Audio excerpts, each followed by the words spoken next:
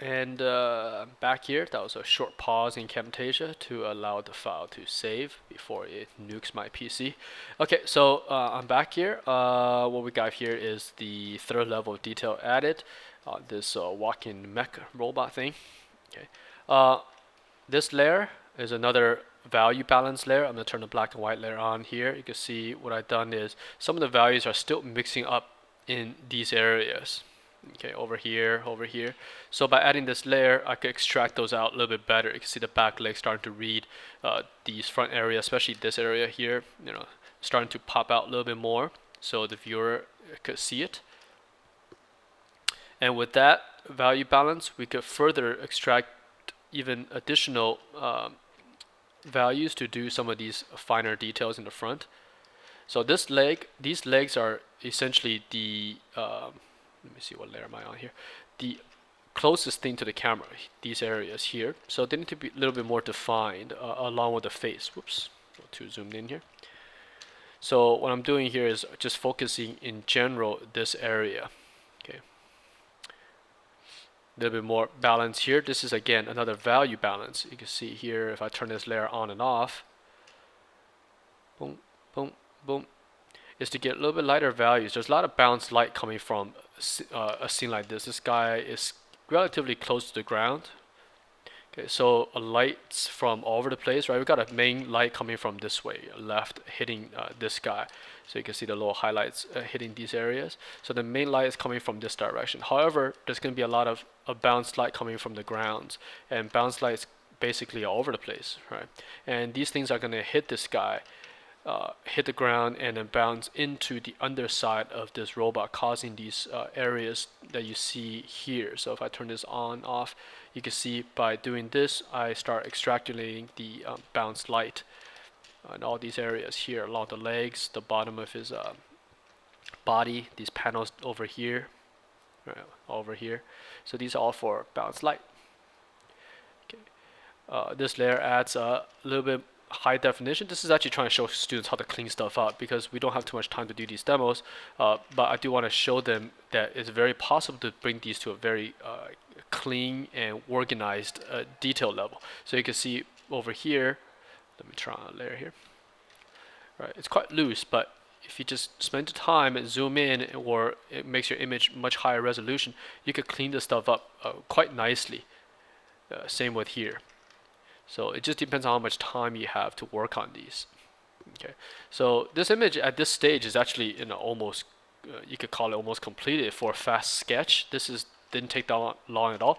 And if I turn the layers on and off, you can see the backgrounds and the foreground really never got worked on.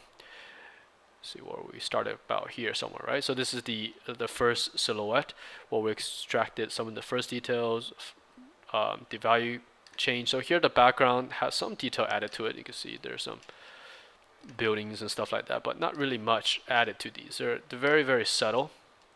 Okay, the focal point is always on this vehicle here in the front areas.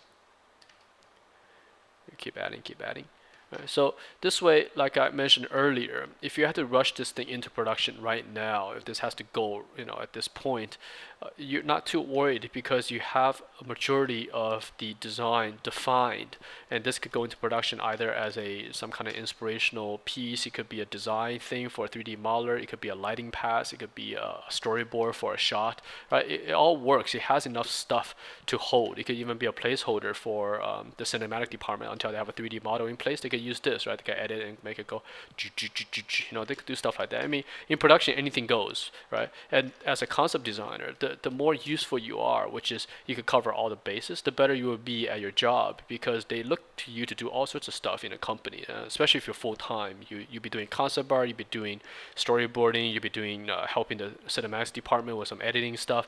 You'll be doing all sorts of stuff. So the more you could push out there, the more valuable you are inside a studio environment. So this is basically trying to teach you guys how to work fast and efficient.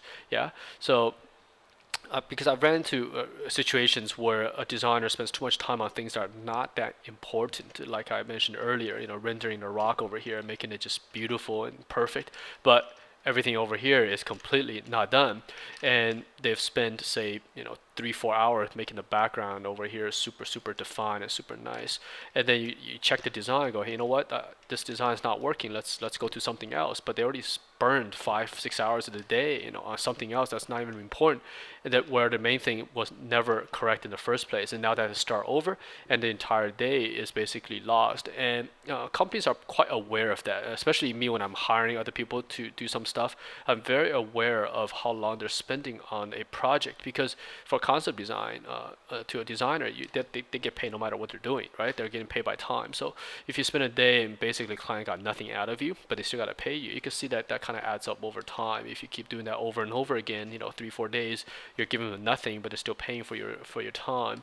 They're going to be quite frustrated with the results. So, all right, the next one here is just very quick, showing students how to put in some texture work. Right, very basic. I usually do a little bit more than this. We can see here, this is some parts from probably a motorcycle somewhere, and it just added some junky parts over here. There's no time to clean these up, but what it does is it adds this very intricate level of details to kind of balance out the stuff in the front over here, because this is quite defined. We didn't spend time here because we don't have that much time to spend. So by putting a little bit of texture work in here, you can see, boom, right? It kind of gives this area a nice clean focal point without you doing too much work to it. But be aware to make sure that your texture work do match the perspective. The worst is putting the texture in there, but the perspective doesn't match, and it looks very Photoshop, like a bad copy and paste job. Right. So even back here, I was trying to show students that you could even put some stuff into the into the background there. You can see, right, some debris. Okay, so that's the texture layer. Okay, the debris layer, let me turn this on. So this is when the things start to come to life, you can see. So I'm going to turn everything back off. Okay, so at this stage, it reads pretty well, but we could definitely kick it up a notch. So here we pump in more dramatic lighting. We bring in a balanced light. So let me put some notes on this, quite important. So let's turn this off. Okay, see here, the focal point is here. It's nice, but you really don't look here, you don't look here, right? Your eye focus here. So what we want to do is let's bring the image to life. Let's make you span across the page. Go from here to here to here. And how do you do that? We can introduce light. Boom. You see? So we put a focal point of light here, focal point of light here, focal point of light here. So I'll turn that on and off again. You can see. Let me shrink this down. You can see the flow of light that goes through.